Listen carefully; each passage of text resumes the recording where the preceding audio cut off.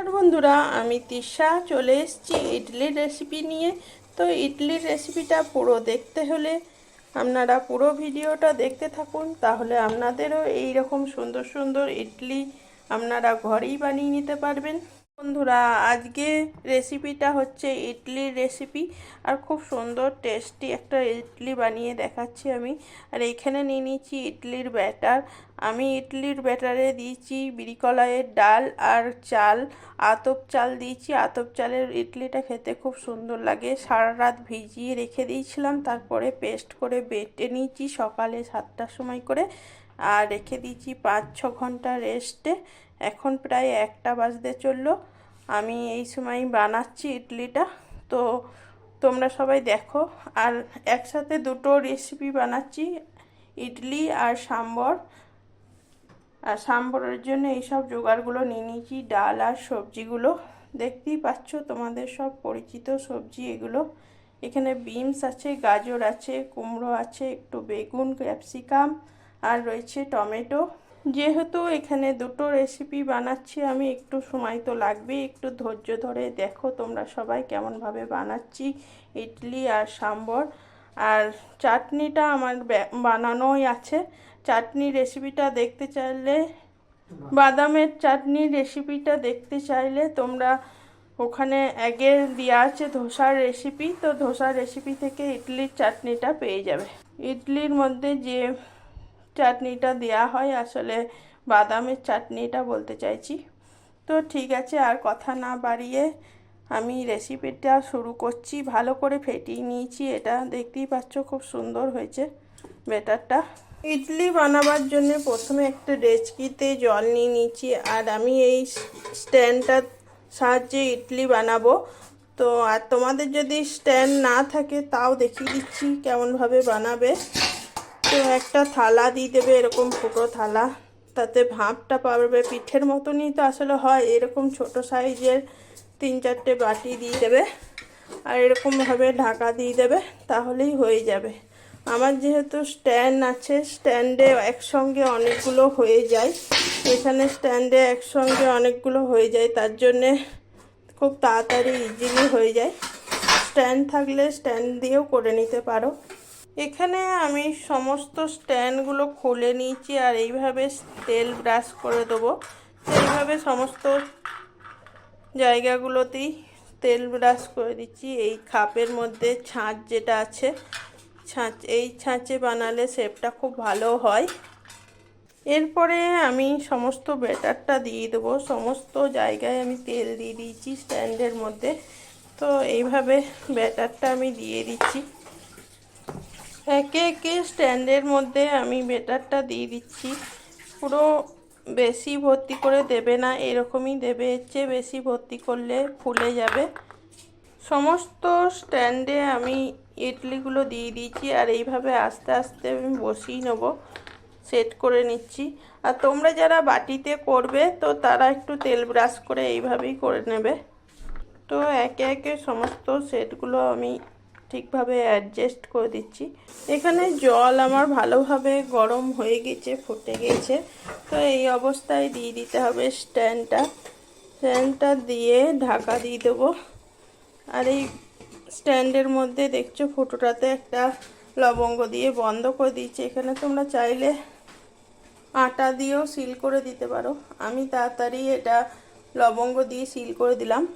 এটা 10 মিনিট মতন হতে লাগবে। আর অপর দিকে সাম্বর ডালটা বানিয়ে নিচ্ছি। অপর দিকে কড়াই আমি বসিয়ে দিয়েছি, কড়াইয়ের মধ্যে দিয়ে দিলাম সর্ষের তেল। সর্ষের তেলে রান্না করলে খুব ভালো হয়। তেল এখানে আমার সুন্দরভাবে গরম হয়ে গেছে, দিয়ে দিলাম পেঁয়াজ কুচি। পেঁয়াজটা আগে থাকতে কুচি করে দিয়েছিলাম। আর একটা এখানে লঙ্কা দিয়ে দিলাম, শুকনো লঙ্কা তোমরা দিতে পারো, আমি দিলাম কাঁচা লঙ্কা। শুকনো লঙ্কা আসলে বেশি খাওয়া ভালো নয়, ফোড়নে দিয়ে দেবো, তো ওই জন্য এখন আর দিলাম না। পেঁয়াজ এখানে সুন্দরভাবে লাল করে ভেজে নেব। পেঁয়াজ এখানে সুন্দরভাবে ভাজা হয়ে গিয়েছে, আর দিয়ে দিলাম এর মধ্যে সমস্ত সবজি। তোমরা তোমাদের পছন্দ অনুযায়ী সবজিগুলো দেবে, আমি আমার পছন্দ অনুযায়ী সবজিগুলো দিয়ে দিয়েছি, বা বাড়িতে যা থাকবে সেগুলো দিয়েও করতে পারো। তো আমি এগুলো ভালো করে ভেজে নিচ্ছি। সবজিগুলো আমি ভালোভাবে ভেজে নিচ্ছি। আমি একদিন করেছিলাম, এই ইডলির পিকচারটা দিয়েছিলাম টিফিনের টাইমে, তাতে আমাকে পায়েল দিদিভাই রিকোয়েস্ট করেছিল এই রেসিপিটা দেখাবার জন্যে, তো আমি একটু দেখিয়ে দিলাম। সেদিন সাম্বরটা একটু ছোট ছোট করে কেটেছিলাম, আজকে যেহেতু ভিডিওতে দেখাবো একটু বড় করে কাটলে দেখতে ভালো লাগে, তো ওই জন্যে সবজিগুলো একটু বড় বড় করে কেটে নিয়েছি, আর খেতেও টেস্টি লাগে। অপরদিকে আমার ইডলিগুলো হয়ে গিয়েছে। এই ইডলিগুলো খুব সুন্দরভাবে ফুলে গিয়েছে, দেখতেই পাচ্ছ। আমি একটু আস্তে করে তুলে নেব। তুলে এই থালার মধ্যে রেখে দিলাম, একটু ঠান্ডা হয়ে তারপরে এগুলোকে বের করে নেব। সবজির মধ্যেই দিয়ে দিলাম ডাল। এটা অড়হরের ডাল নিয়েছি, অড়হরের ডালেরই ভালো লাগে খেতে। এই সাম্বরটা অড়হরের ডালেরই হয়, তো একটু ভালো করে নাড়াচাড়া করে নেব ডালটা দিয়ে সুন্দরভাবে। ডালটা 2 মিনিট ভেজে নিয়েছি, আর দিয়ে দিলাম একটু সামান্য নুন, একটু সামান্য চিনি, আর একটু হলুদ, আর একটু কাশ্মীরি লঙ্কা গুঁড়ি কালারের জন্যে। সমস্ত উপকরণ খুব ভালোভাবেই নেড়ে নেব। এই ঘরের ইডলিটা খেতে খুব সুন্দর লাগে। বন্ধুরা, তোমরা একবার বানিয়ে খাবে, দেখবে খুব সুন্দর লাগবে।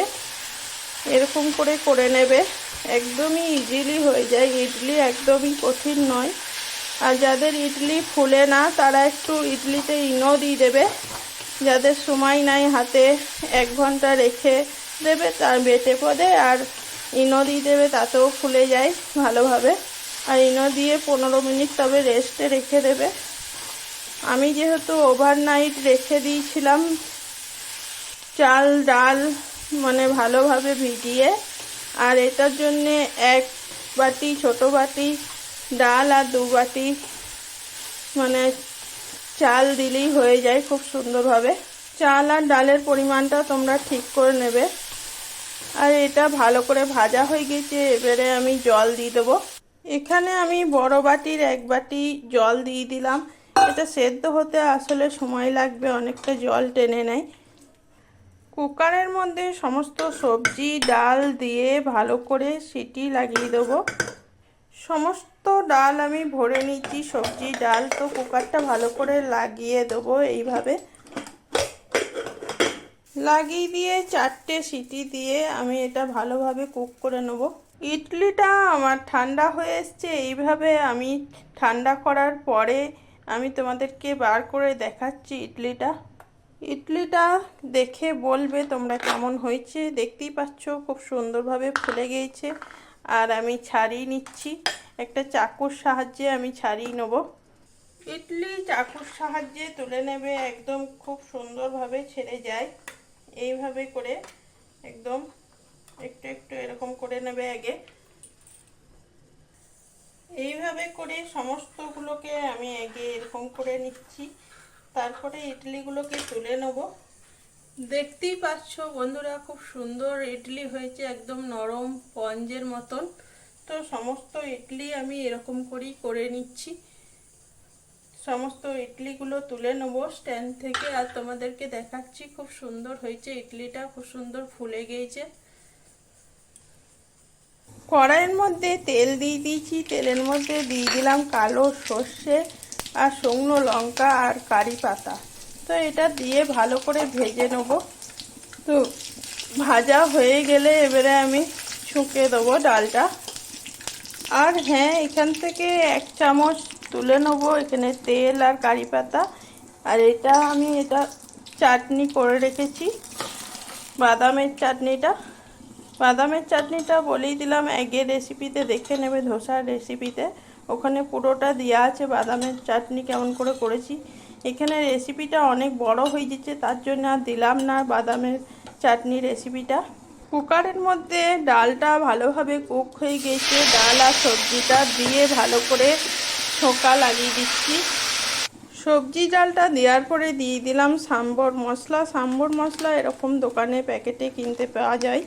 এই মশলাটা দিলে একদম দোকানের মতন খেতে লাগে। আর এটা দিলাম তেঁতুলের পাল, মানে তেঁতুল গুলাটা। এটা একটু টকটকই হয়, এটা সাউথের খাবার, তো একটু টক হয়, খেতে খুব সুন্দর হয়, না খেলে বুঝতে পারবে না তোমরা। তো এই ডালটা সুন্দরভাবে হয়ে গেল, একদম টেস্টি বেনে যায় এই সাম্বর ডালটা। আমি একটা থালার মধ্যে ইডলি, সাম্বর, চাটনি সমস্ত কিছু পরিবেশন করে নিয়েছি। একটা ইডলি আমি এখানে কেটে দেখাচ্ছি, না কেটে দেখালে বুঝতে পারবে না কতটা সফট স্পঞ্জি হয়েছে। তো খুব সফট হয়, খেতে খুব সুন্দর হয়, এইভাবে বানিয়ে নেবে। আর রেসিপিটা দেখে ভালো লাগলে অবশ্যই জানাবে। এখনকার মতন এই পর্যন্তই, আবার পরে চলে আসবো অন্য কোনো ভিডিওতে। সবাই ভালো থাকবে, সুস্থ থাকবে, টাটা, বাই।